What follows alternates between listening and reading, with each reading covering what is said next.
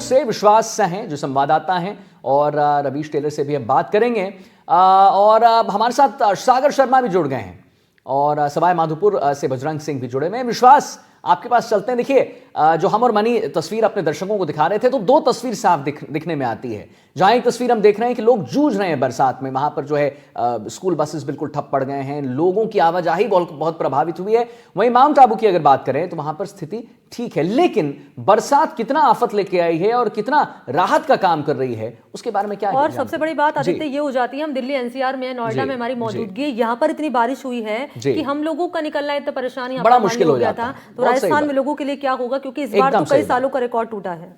बिल्कुल, बताएं विश्वास। जी बिल्कुल, देखिए टोंक में पिछले 36 घंटे से लगातार जो बरसात है वो जारी है और इस वक्त हम बनसली गांव के पास स्थित हैं और यहाँ पर ये जो रास्ता है सीधा ये देवनारायण मंदिर तक जाता है, जो कि लक्खी मेला भी है यहाँ पे 3 दिन बाद। और इसी के चलते कल भी यहाँ पर 250 जो श्रद्धालु थे, जो 250 यात्री थे जो तीर्थ के लिए आते हैं देवनारायण मंदिर, वो फंस गए थे। अभी ये जो आप देख रहे हैं मेरे सामने, ये सीधा एकमात्र रास्ता है जो निवाई को और देवनारायण जोधपुरिया से जोड़ता है। यहाँ पे तकरीबन 27 से 28 ऐसे गांव हैं जो अब कट चुके हैं पूरी तरीके से निवाई से, जो निवाई और टोंक जो यहाँ पर मुख्यालय है उससे कट चुके हैं और यहाँ पर अब किसी प्रकार का आवागमन नहीं हो पा रहा है, किसी प्रकार की राहत सामग्री नहीं पहुँच पा रही है। और आप देख पाएंगे कि आसपास चारों तरफ गांवों में आप देखेंगे कि किस तरीके से डूब क्षेत्र में पूरा गांव जो है आ चुका है। जहां जहां पर हमारी नज़र जा रही है वहां पर पानी है। ये जो हाईवे है, ये जो रोड जा रहा है, इसमें लगभग 15 से 20 फीट का गड्ढा आगे हो गया है और आगे हम जाने की कोशिश करेंगे धीरे धीरे थोड़े समय बाद में, क्योंकि पानी का जो बहाव है बहुत तेज है। खारा खुशी ये नदी है जो कि यहाँ से भिड़ोली डैम से जो पानी है जो उसका जो ओवरफ्लो हो गया है, क्योंकि टोंक में लगभग 34 बांध हैं और सभी जो बांध हैं वो यहाँ पर ओवरफ्लो हो चुके हैं। कई ऐसे लोग यहाँ पर मौजूद हैं जो कि आसपास के गाँवों में रहते हैं और वो पहुंच नहीं पा रहे हैं। 4 से 5 दिन हो गए हैं, क्योंकि हम जैसा बता रहे हैं कि 36 घंटे लगातार हो गए हैं। कुछ लोगों से बात भी करने की कोशिश करते हैं, जानते हैं। क्या नाम है आपका? कैलाश मीणा। ये बताइए कि आपका घर कहाँ पे, कब से आप अपने घर नहीं पहुँच पा रहे हैं? 4 दिन से। ये बीडोली डैम है ना, उसके पास में घर है, तो वहाँ पे जगह जगह ये रास्ता टूट चुका है और हम घर पहुँच नहीं पा रहे। और बीडोली डैम की जो पाल बनी हुई है ना, वो भी ठोर से डैमेज हो चुकी है। अच्छा, ये कौन सा एक रास्ता है जो आपके गांव तक जाता है और आसपास यहाँ पे कितने गांव हैं? एक तो जो ये पानी आ रहा है ना, इधर से रास्ता है, एक उधर से है जो वो भी टूट चुका है पूरा। अच्छा, दोनों ही रास्ते आपके घर की तरफ से टूट चुके हैं, खराब हो चुके हैं। अच्छा, घर पे कौन कौन है, वहाँ पर कैसी व्यवस्था चल रही है? पूरा परिवार है, घरों के चारों तरफ पानी पानी और का है। देखिए, यहाँ पर कई ऐसे लोग हैं क्योंकि गांव जो है पूरे वो कट चुके हैं, क्योंकि रास्ता नहीं मिल पा रहा है और ये पूरा जो बहाव आप देख सकते हैं, पानी का तेज बहाव है।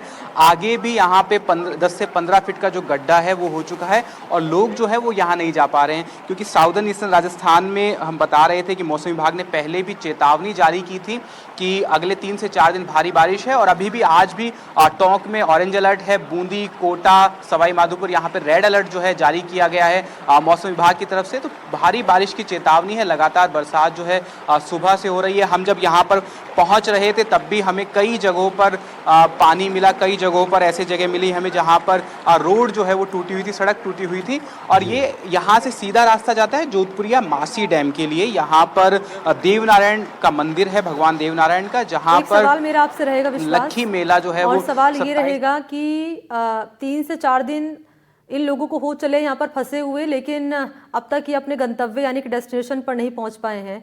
और जैसे कि मौसम विभाग कह रहा है कि अगले 3 से 4 दिन यही स्थिति बनी रह सकती है। ऐसे में इन लोगों को रेस्क्यू करने को लेकर क्या यहाँ पर कार्रवाई हो रही है रेस्क्यू टीम की ओर से? लौटूंगे आपके पास इसी सवाल के साथ। इस बीच रवीश टेलर के पास चलते हैं, उनकी मौजूदगी भी टोंक में ही है। रवीश, आपकी मौजूदगी यहाँ पर कहाँ है टोंक में? क्योंकि कल आपने जानकारी दी थी बीसलपुर बांध को लेकर कि 6 गेट खोले गए हैं, करीब 60,000 क्यूसेक पानी की निकासी की गई है।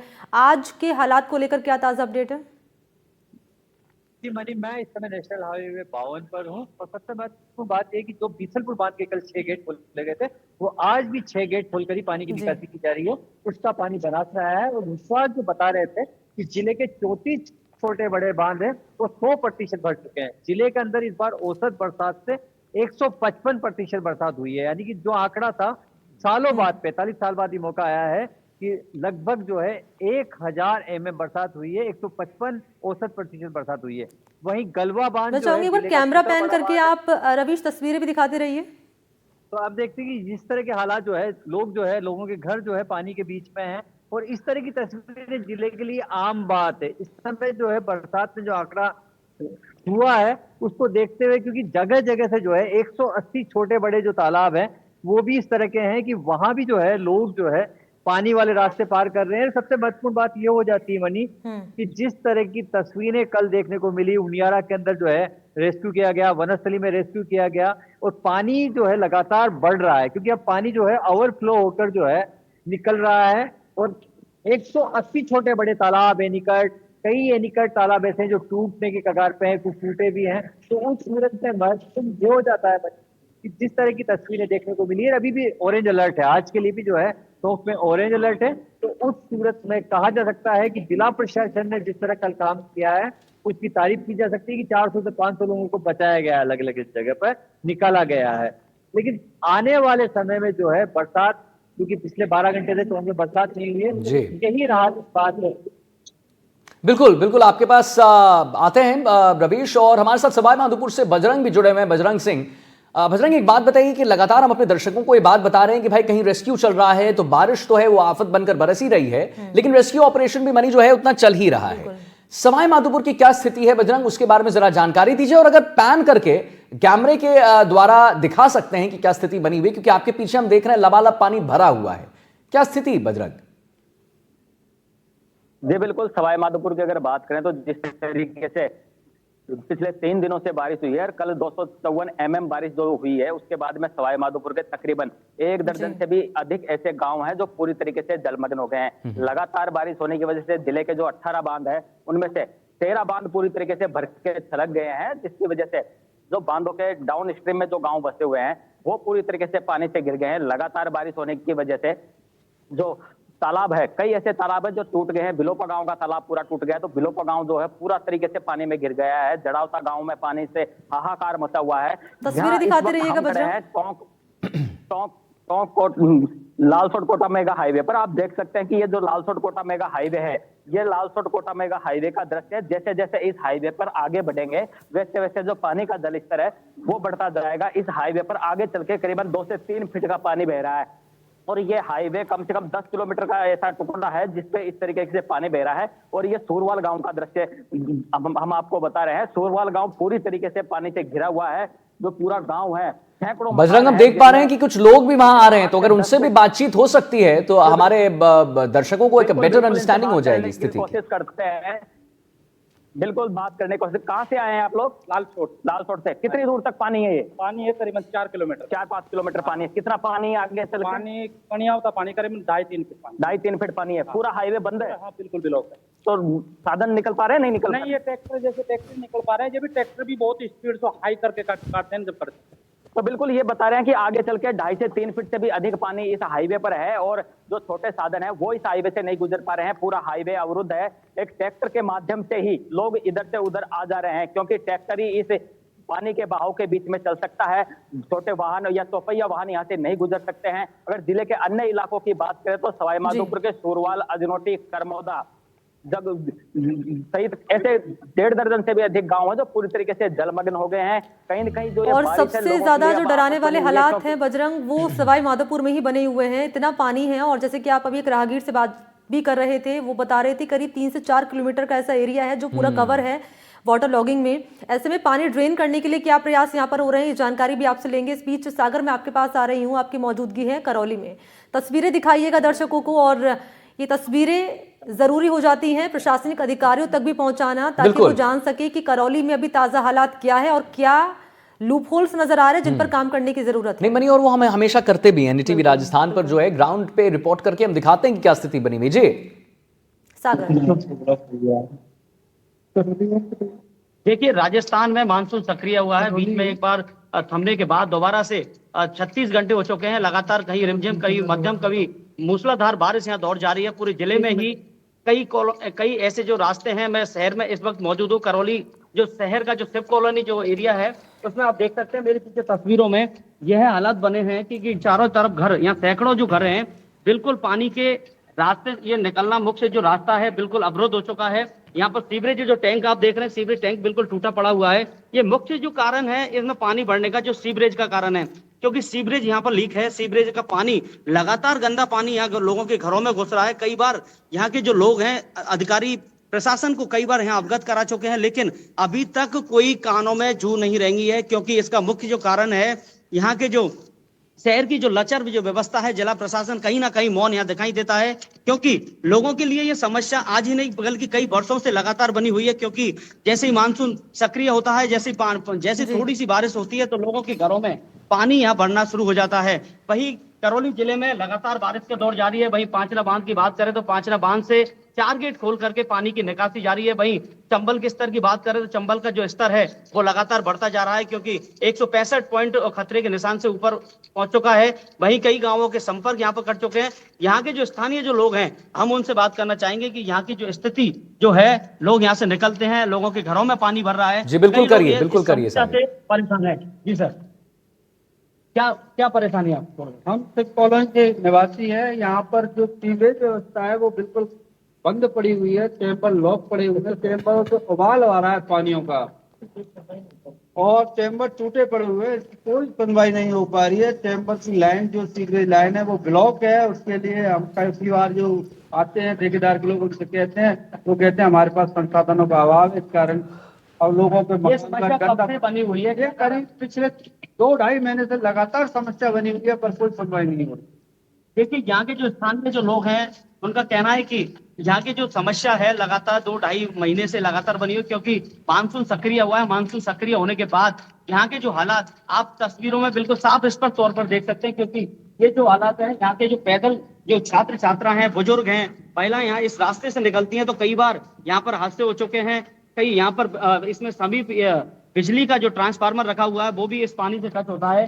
कहीं ना कहीं यहाँ देखने के लिए यहाँ पर जो समस्या है लगातार बनी हुई है, लेकिन यहाँ का जो जिला प्रशासन है तो कमोबेश तस्वीर वही है सागर जो बाकी हमने शहरों में देखी थी। लौटूंगी आपके पास एक बार फिर से, मैं बजरंग आपके पास आ रही हूँ। सवाई माधोपुर में आप मौजूद हैं, और क्योंकि सवाई माधोपुर एक बार फिर से इसलिए आ रहे हैं क्योंकि यहाँ सबसे ज्यादा डराने वाले हालात बने हुए हैं, क्योंकि जानकारी कल ये सामने आई थी कि सुरक्षा के लिहाज से कलेक्टर ने छुट्टी घोषित की है, मसलन निजी स्कूलों में भी और सरकारी स्कूलों में भी। आज को लेकर क्या ताज़ा जानकारी है? और बात कर ली जाए ड्रेन करने को लेकर पानी की, तो उसको लेकर क्या व्यवस्था की गई है?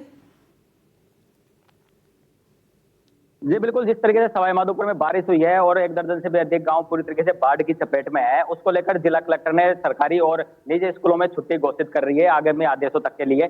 और आज भी सवाई माधोपुर में बारिश का रेड अलर्ट मौसम विभाग के द्वारा जारी किया गया है। आप देख सकते हैं कि जिस तरीके से बारिश हुई है उसको लेकर के सूरवाल बांध पूरी तरीके से ओवरफ्लो है। और जो सामने आपको एक मकान दिख रहा होगा, 1 मंजिल तक यहाँ पर पानी भरा हुआ है। पूरे गांव करीब 1 से 1.5 दर्जन ऐसे गांव है जो पूरी तरीके से इसी तरीके से पानी की चपेट में है। लोग अपनी जान माल की रक्षा के लिए अपने घर बार छोड़ करके बाहर निकलने को मजबूर हो गए। सुरक्षित जगहों पर जाकर के लोग अपनी जान बचा रहे हैं। प्रशासन द्वारा एसडीआरएफ और एनडीआरएफ की जो टीमें हैं उनको अलर्ट मोड पर रखा गया है। जगह जगह रेस्क्यू ऑपरेशन चलाए जा रहे हैं। जहां पर लोग फंसे हुए हैं उनको वहां से सुरक्षित निकाल करके सुरक्षित जगहों पर पहुंचाया जा रहा है। प्रशासन द्वारा और स्वयंसेवी संगठनों द्वारा जिन लोगों के घरों में पानी हो गया उनके तक खाने के पैकेट पहुंचाए जा रहे हैं ताकि कोई भी भूखा नहीं रहे। इसको लेकर के तमाम जो संगठन है वो भी आगे आए हैं। प्रशासन द्वारा भी लगातार इस तरह की कोशिश की जा रही है। और मैं आपको एक बड़ी जानकारी दे दूं, अभी जो जानकारी मिली है उसके मुताबिक प्रशासन ने सवाई माधोपुर में सेना को बुला लिया है और सेना के 4 से 5 जो ट्रक है वो सवाई माधोपुर पहुंच चुके हैं, जिनको अब फील्ड में उतारा जाएगा। और सूरवाल सहित धनौली और जो मच्छीपुरा जो इलाके हैं, जो गांव है जो कि पूरी तरीके से करीब 8 से 10 फीट पानी में घिरे हुए हैं, वहां पर एक बड़े स्तर पर रेस्क्यू ऑपरेशन चलाने की बात सामने आ रही है। क्योंकि जिस तरीके से लगातार सूरवाल बांध ओवरफ्लो हो रहा है, लगातार जो पानी का जल स्तर है वो अभी भी लगातार बढ़ रहा है। क्योंकि कई ऐसे छोटे मोटे तालाब है जो पूरी तरीके से टूट गए हैं और तालाबों के टूटने की वजह से लठिया नाले के उफान पर आने की वजह से जो पानी का जल स्तर है वो लगातार बढ़ता जा रहा है। हालांकि आज बारिश नहीं हो रही है अभी तक, लेकिन उसके बावजूद भी जो पानी का जल स्तर है उसमें कोई सुधार नहीं हुआ है। लगातार पानी का जल स्तर बढ़ रहा है क्योंकि जो कई सारे तालाब है उनका टूटने की वजह से इस पानी के जो जल स्तर में बढ़ोतरी देखी जा रही है। तो लोगों के लिए मुसीबत बनी हुई है। ऐसे में एनडीआरएफ और एसडीआरएफ की टीमें तो लगातार पिछले 2-3 दिनों से रेस्क्यू ऑपरेशन में जुटी हुई है। जिला प्रशासन की जो पूरी की पूरी टीम है वो जगह जगह पहुंच रही है। जोड़ रही हूं यहाँ पर बजरंग, सवाल ये है कि अब तक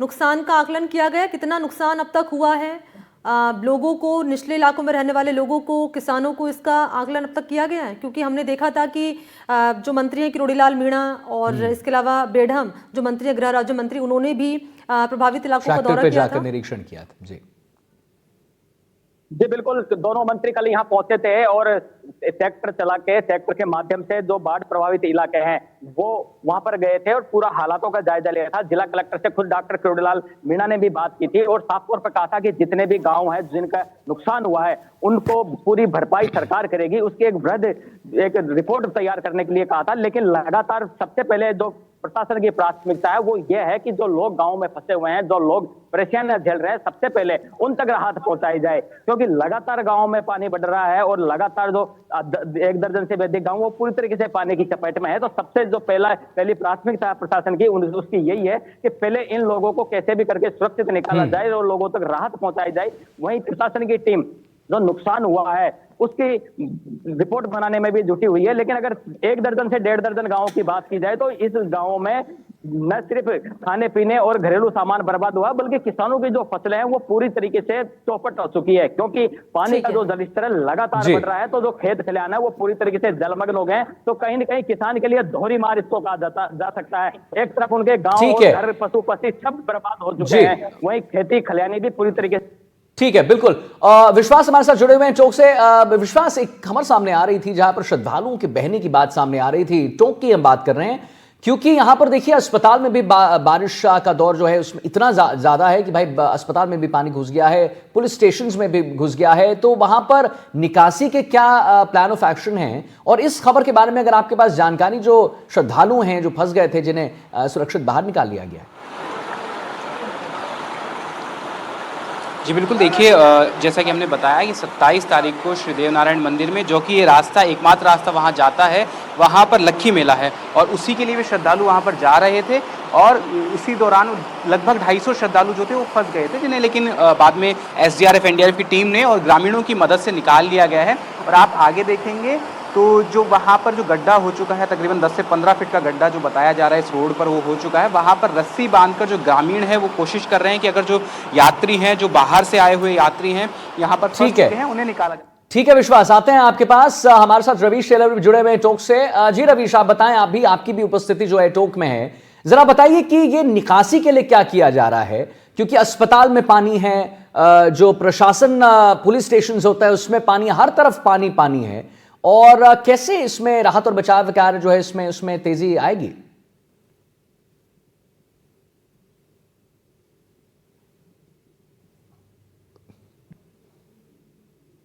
भाई उनियारा की समीक्षा की गई है।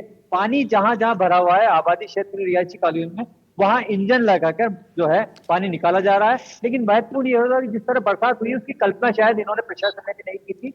बरसात पहले ही अगर नालों की सफाई हो जाती, बरसाती नालों की सफाई हो जाती, तो ये हालात नहीं बनते। अतिक्रमण की वजह से एक बड़ी समस्या आई है कि जिस तरह जहां देखिए आप, जहां मैं मौजूद हूँ यहाँ से कभी जो है शहर का पानी आता था और वो बनारस नदी पे जाता था। लेकिन आप देख सकते हैं कि बिल्डिंग्स बन रही है, हाईवे के किनारे भी जो है निर्माण देखने को मिल रहे हैं। तो उस सूरत में जो बढ़ते हुए अतिक्रमण है उन्होंने कहीं ना कहीं तस्वीर बिगाड़ी है और यही कारण रहा कि टोंक का जो पानी, फ्लड का जो पानी था, वो बाहर निकालने वाली केनाल पर भी कब्जे हो गए। और इसके चलते जब भी कोई बरसात होती है, 2 से 3 इंच बरसात होती है, शहर के हालात ऐसे बन जाते हैं। उनियारा के हालात इसलिए बदले हैं कि 45 साल जो है उसके बाद में 1981 के बाद में वहां इस तरह की तस्वीर आई कि 4 फीट से ज्यादा चादर जो है गलवा की हुई और गलवा का जो पानी था वो उनियारा में घुस गया। वहीं निवाई के अंदर मासी डैम है, जोधपुरिया वाला जो राष्ट्रीय की बात कर रहे थे, वहां से 200 से 250 लोगों को निकाला गया था। और जोधपुरिया का वो मेला है जहां पर। चलिए ठीक है, बहुत बहुत धन्यवाद करेंगे हमारे तमाम